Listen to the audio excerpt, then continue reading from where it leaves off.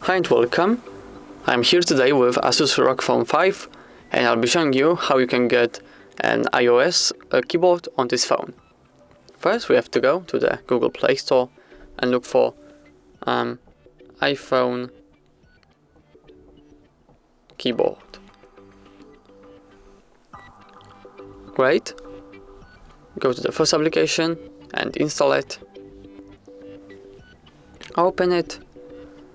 First, we have to install the application. Tap on this Google Play icon and install emoji keyboard, cute emoticons, GIF and stickers. Wait for it to install. Now we can go back to our previous application and wait for it to load. Skip all of the ads. Tap on apply. Wait for another ad to end.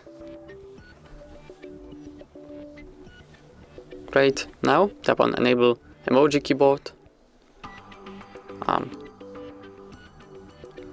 Tap on OK to confirm your choice. Now you have to select emoji keyboard, just like that. There is an X in the top right corner. Just tap on it. And now, as you can see, we've got this iOS styled keyboard. And that's everything.